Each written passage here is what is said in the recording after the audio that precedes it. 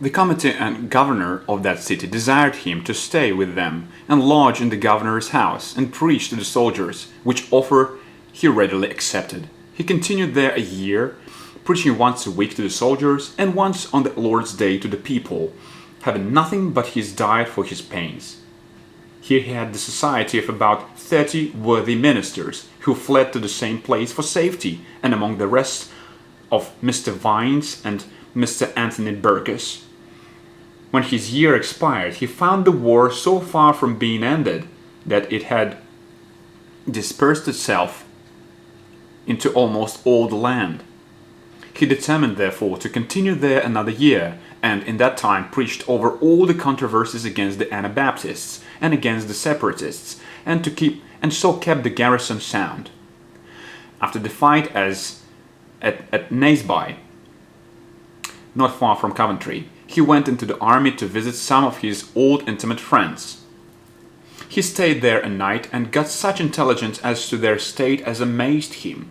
He found plotting heads were designing to subvert both church and state.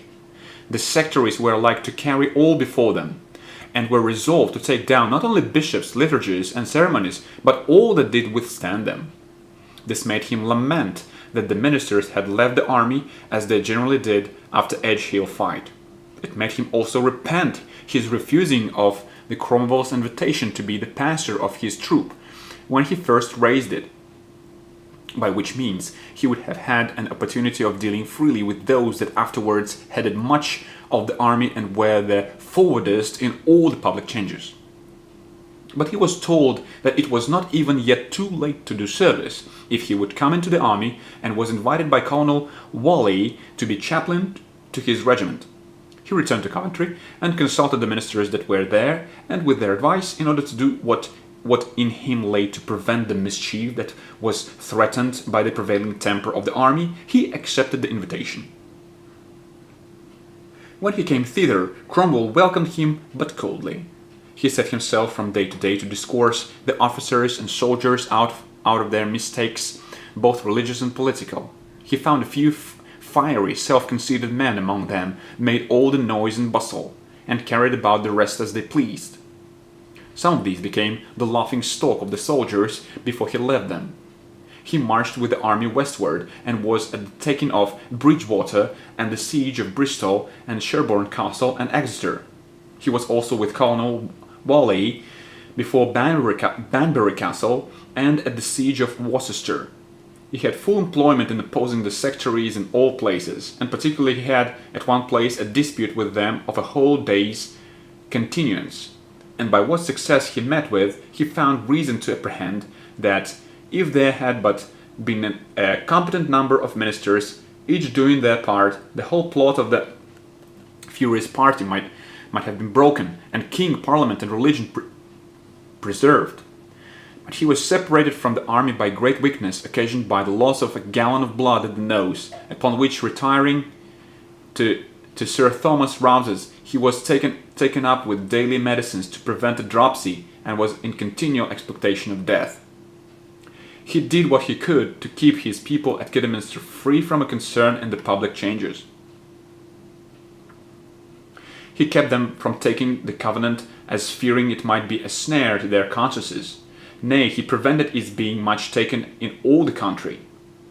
When the engagement came out, he spake and preached against it, and dissuaded men from taking it. He had a whole day's disputation with Mr. Toms in his church at Bewdley upon infant baptism, and thereby kept his people free from the spreading notions of those times. When the army was going against King Charles II and the Scots, he wrote letters to several of the soldiers to tell them of their sin, and desired them at last to begin to know themselves. And instead of praying for their success in public, he freely inveighed against the forcing men to run to God upon such errands of blood and ruin, especially where brethren were concerned. He often and various ways declared against Cromwell's usurpation when he had got the ascendant. He preached once before him after he was protector by means of the Lord Brockhill, an Earl of Warwick. His text was 1 Corinthians 1:10. The design of his sermon was to show how mischievous it was for politicians to maintain divisions in the church for their own ends. A little while after the Protector sent for him and made a speech for him of an hour's length about the providence of God in changing the government and favoring that change by such great things done at home and abroad, Mr. Baxter freely told him that the honest people of the land took their ancient monarchy to be a blessing and desired to know how they had forfeited that blessing and to whom the forfeiture was made.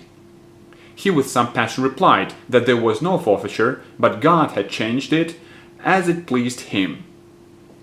In the controversy about church government, which was then so hotly agitated, Mr. Baxter was all along against extremes.